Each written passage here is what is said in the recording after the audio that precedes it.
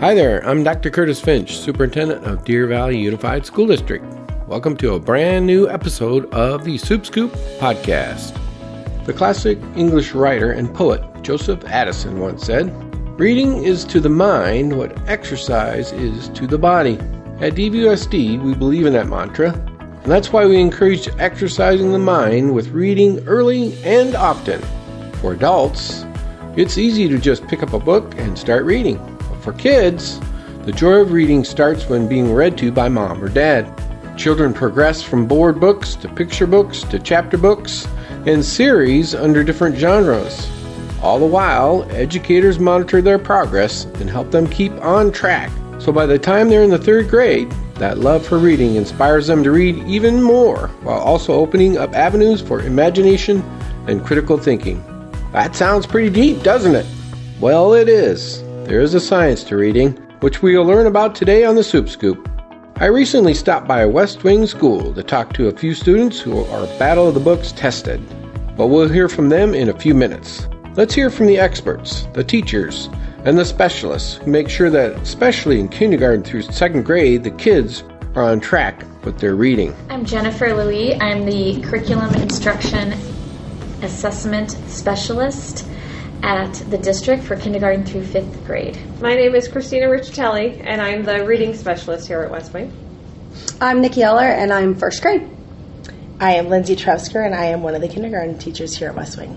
All right, let's start with what do I need to be a reading specialist, to be an expert in reading versus just my regular college training that I might pick up at school? What things might you pick up that would be different than maybe another teacher or staff member? So it actually takes a lot for the brain to be able to read. Reading is not something that came naturally to the brain, like walking or talking. So there's a lot of science behind it.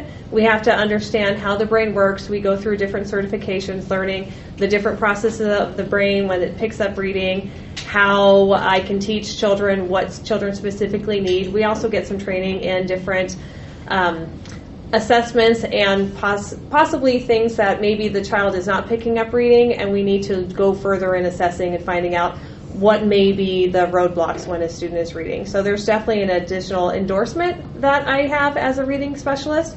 Other teachers in our district are going through another program called Letters, and they're getting a lot of the same brain research and what it takes for the brain to learn to read. We obviously value reading in Deer Valley because it's the foundation of learning. So obviously the earlier the better. So what thoughts do you have maybe for parents or staff members who want to know more about reading, want to know about the interventions that we need to do with the little ones when they start off in their reading adventure? When they first come into kindergarten, we are focusing a lot on just the letters and letter sounds, so getting that basic instruction. And then from there, we start working on a lot of the phonemic awareness pieces of putting those sounds together to form words. The direct instruction that is given in our classrooms is probably the biggest piece. They're not just sitting there and being told what to do. They are listening to us. We are modeling it and doing it with them. So we do an I do, we do, you do model with a lot of our direct instruction. And that is giving them a chance to see us model what the expectation is, what the skill is that we're teaching. We do it together, and then they have a chance to show us and do it on their own. And then we carry it over into 1st grade, and we do the same things, but to a little bit higher level. So we do a lot of breaking words apart into syllables, pounding out each of the sounds, writing down what we hear. We use different tactile things from different screens or sandpaper or sand to get different modalities in there when we're learning, because all kids learn a little bit different. So we want to expose them to different ways to do the same skill to see which one works for which kids. And one of the best things parents can do at home prior to a child becoming to school is simply reading aloud with them and having conversations. We have to build that language piece with students before they get into a formalized schooling situation in order for us to pair up that word decoding and recognition to have the ultimate goal of reading comprehension, which is sometimes referenced as the simple view of reading in the science of reading. And that is a great thing that a parent can do at home to get our kids ready. And once they get to our schools in kindergarten, that's where our expertise and our specialists in our schools and the way our teachers are trained take that baton and create lifelong efficient and proficient readers. So there's nothing wrong with, I remember as a kid, or an adult, my kids wanted me to read the same book every night. Is there a problem with that, or is that it's just the concept of getting them thinking about the words and interacting with the book? Anytime a child is excited to read, that's an opportunity that a parent should definitely take advantage of. If they want to read the same books, that's where parents can be pointing to the words and the children will start recognizing the word. That's where we can have deeper comprehension, that we can tell story or ask questions and give answers about what's happening in the story and really cue in on those important details in the story so that students can see that we're also reading for meaning. And there's actually research behind repeated readings, and so that is a value, and we definitely want to take advantage of that when it happens in the home. Yeah, it also helps kids gain confidence too. I mean, they're comfortable with what certain stories they're used to, and so when they keep doing the same ones, they become more confident in their skills. We know research again shows about third grade, if you're behind, the curve actually raises exponentially. And so interventions are super important, especially first, second, third grade. Talk a little bit about maybe some of the interventions that we have in Deer Valley and maybe at your school to help the student get back on schedule with reading. So we work in a 3-tiered approach. So we have our Tier 1, which is our whole group instruction. Tier 2 is when children are serviced by the classroom teacher at grade level or any other learning gaps that they may need cemented. And then when they come down to Tier 3, that's where the reading specialist would come in, and I would be reteaching foundational skills that the children may not have prior to the classroom or just need that extra instruction. We're very data driven, so we progress monitor using the DIBBLES program, and if students are making progress, great, I can continue to support that. If they're not, then because of my experience and all of my training, I have additional resources that I can continue to work with the children to make sure that they are making progress.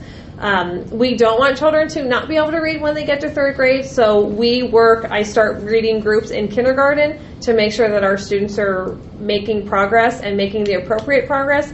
And if they haven't, by kindergarten, I'm still working with them first grade, second grade. Luckily here at West Wing, we have myself and an additional reading specialist, so we have lots of support for our kids to make sure that they are making that appropriate progress and they are reading by third grade.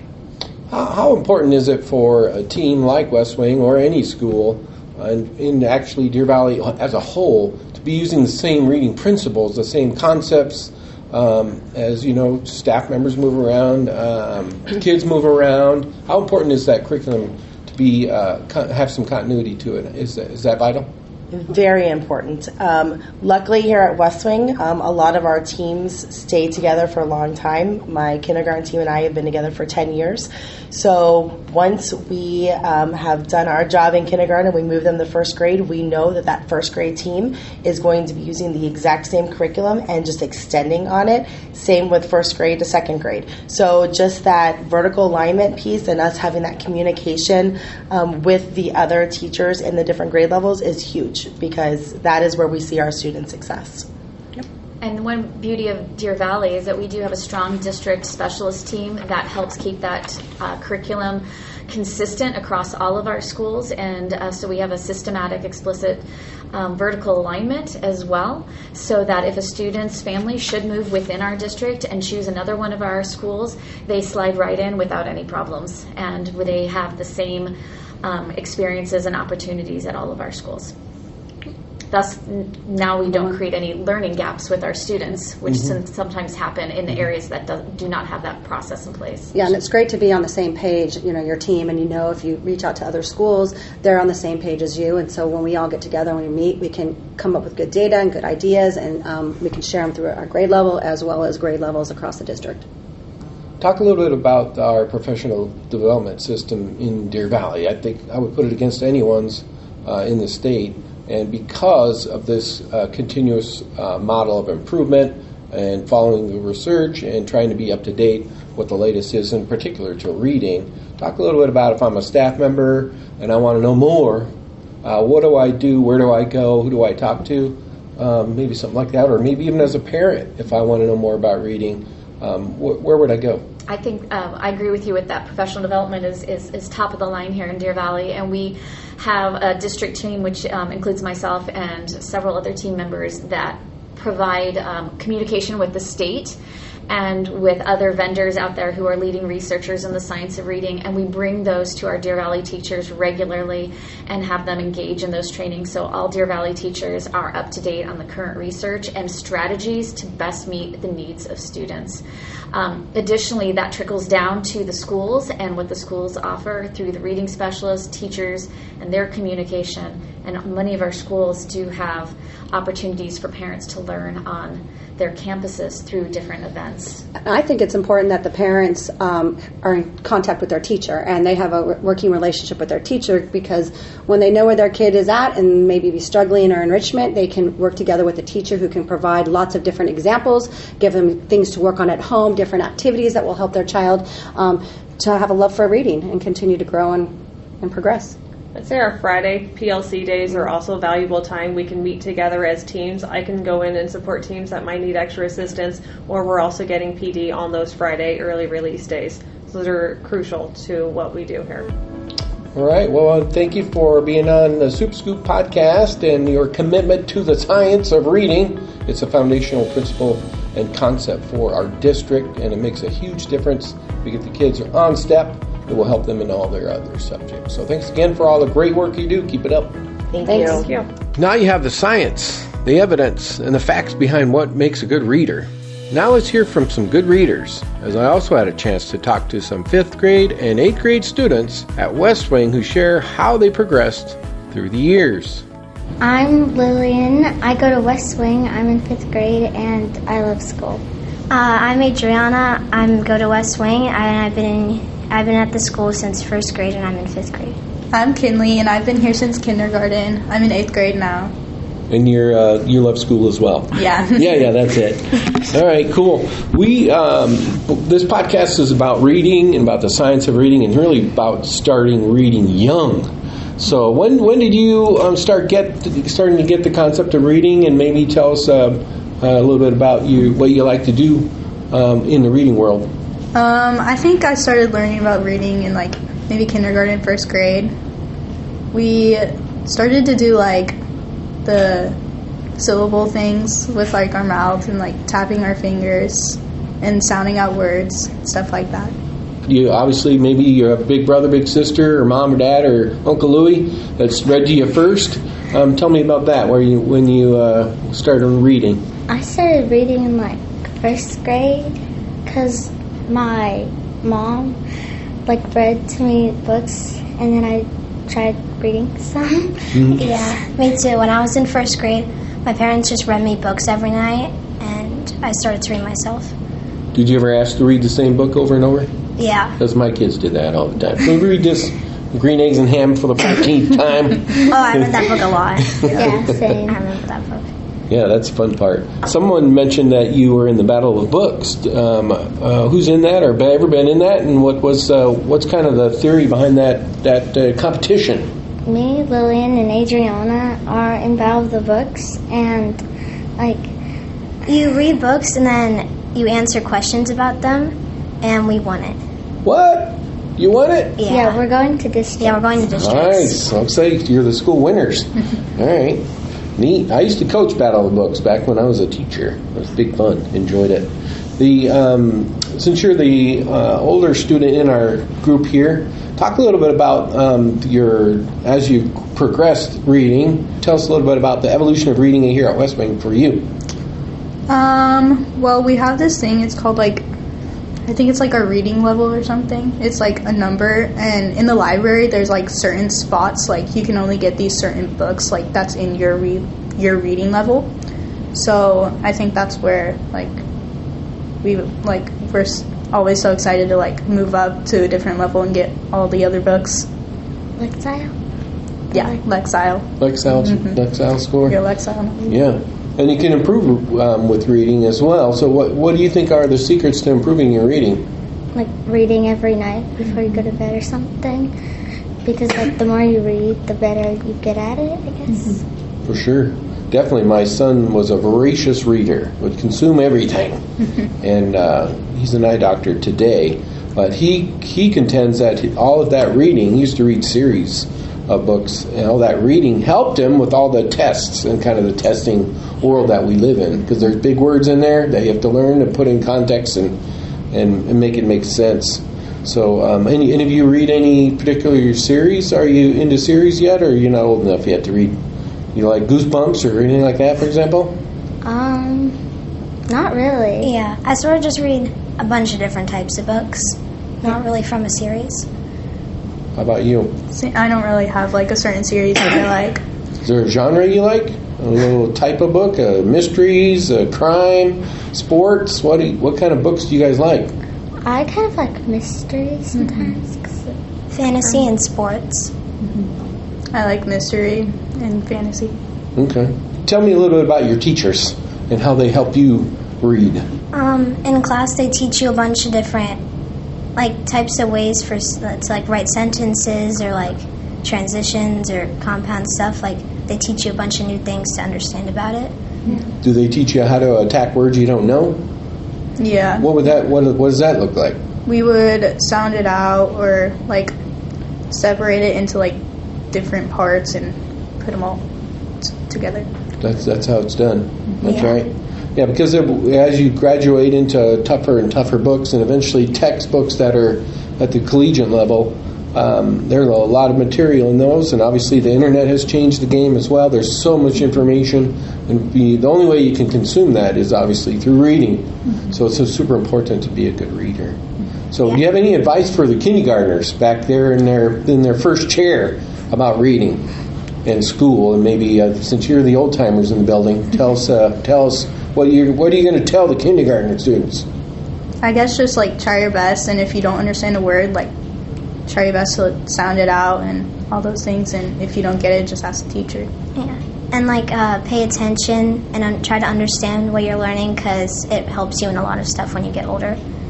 Yeah, and if your parents read to you, maybe try and sound out some easy words or something. Yeah, or you can even grab, if you're a kindergartner, if you got an older brother or sister, you can con them into reading them. Maybe give them some candy bars or something. They probably like candy. All right, well, thanks for your time. It's great to hear that reading is important to you. It's obviously the secret to school. If you can be on step with reading, you get great books in the library at your Lexile level, and you can learn to read and strive to climb your score and get more access to tougher books. And then obviously that prepares you for life. And if you're thinking about furthering your education, you need to be able to read on step and be ready to understand our society, because that's how we are built, on information. It's all over the internet. We need to decipher good information, bad information, but if we don't understand the words, then we can't tell when something is true or not true, and so that's why reading is so important. All right, thank you for your time. You guys did a great job, and keep up the good work, and good luck on Battle of the Books. Thank you. From Battle of the Books champions to babies learning their first sounds, it is important to start reading to your child at an early age, and to continue encouraging children to continue to read and explore new subjects and authors as they grow older. If you have a child under the age of 5 who is learning to read, you can get them started with the DVSD Big Kid Book Club. Your child will receive a free book every few months, and parents will receive advice on how to keep children interested in reading and improving their reading skills. Learn more or sign up today at dvusd.org/book club. That wraps up this episode of the Supe Scoop, and we will have a few more episodes coming your way before summer arrives. You can subscribe and follow our show on Spotify, Apple Podcasts, and YouTube. Make sure you leave a comment after you subscribe and tell a friend about what you've learned on this show. I'm Dr. Curtis Finch, and you're up to date on all things DVUSD with the Supe Scoop Podcast.